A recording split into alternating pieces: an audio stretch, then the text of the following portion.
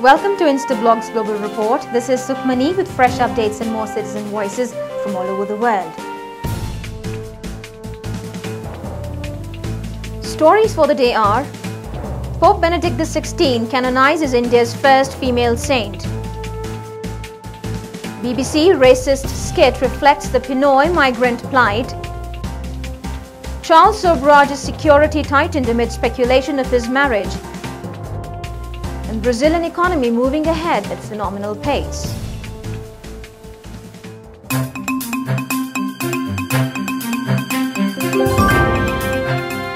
Indian Roman Catholics have their first female saint after Pope Benedict XVI canonized Sister Alphonsa to sainthood at the Vatican. The canonization comes at a time when Christians have been attacked by Hindu mobs in eastern and southern India.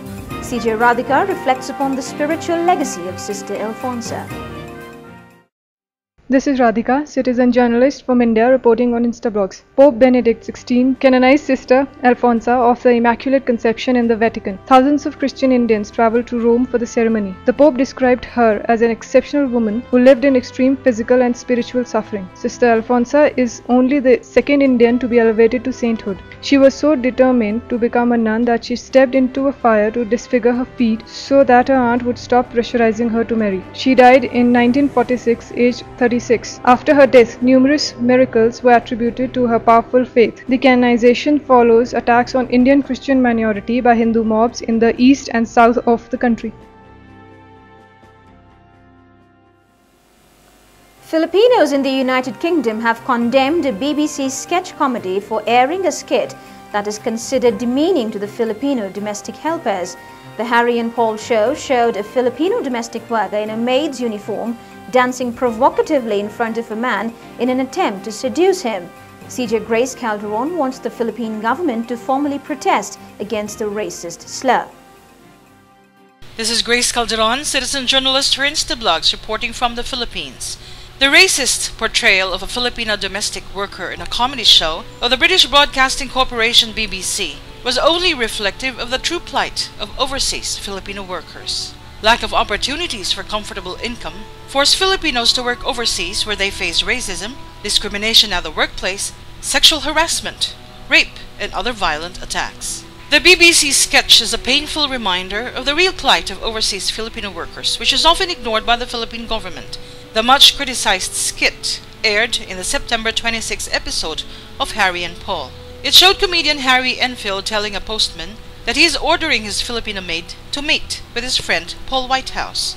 The Philippine government should formally protest the racist slur. Overseas Filipino workers are oftentimes called heroes. President Arroyo's praise for the overseas migrants will only become more meaningless if such racial insults are not opposed.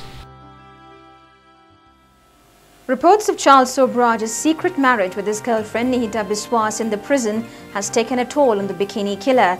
Nepal's central jail authorities have tightened the security of the 64-year-old murder convict and restricted his visitors' movement too. CJ Mukunda has more on the tightened security arrangements which follow the wedding seen as a gimmick to escape. This is Mukunda, citizen journalist from Nepal, reporting on InstaBlogs. Charles Sobrar, the notorious bikini killer's wedding to his 20-year-old fiancée has produced an opposite and greater reaction. The prison authorities decided to crack down on the 64-year-old murder convict. They issued an alert carrying 10 detailed instructions for the prison staff. Many believe that the marriage was a gimmick to escape from the prison. Sobrar henceforth will not be allowed out of the prison except under most pressing conditions can he be escorted out. His cell is to be checked periodically and no policeman can accept any food or drink from him. The jail authorities have also cracked the whip on Sobrar's new wife. The 20-year-old woman, however, is not allowed to meet him only twice a week and then two only for half an hour. In the past, she would stay with him in prison from morning to evening, often cooking a packed lunch for him and sharing the food with him. Brazilian economy is growing bigger day by day. It is fast becoming the powerhouse of Latin America with a registered growth rate of 10%. Growing economic clout combined with political stability has given Brazil an opportunity to play a major role in world affairs. CJ Celso has more on the fast-growing Brazilian economy. This is Celso Camargo, citizen journalist reporting from Brazil. Brazil is all set to become a country for the future, with its fast-growing economy moving ahead at a phenomenal pace. The country's expanding manufacturing sector, rising agricultural output, mineral oil industry are together fueling its economic advancement. Since January this year, it has registered a growth at 10%, thereby expanding the country's economic clout in the region. The political stability within the country, along with the changing geopolitical map of the world, has given Brazil an opportunity to play a major role in the world affairs. No doubt, it is asserting its right to not just a permanent seat at the UNSC, but also major world forums such as G8. Brazil has a long way to go in terms of addressing its social security concerns, but that cannot prevent it from spreading its wings and soaring high the sky.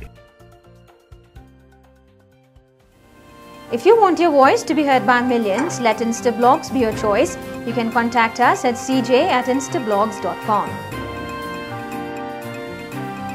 That's all for today's show. We'll be back with fresh updates and more citizen voices. Till then, it's goodbye from the entire team of Global Report.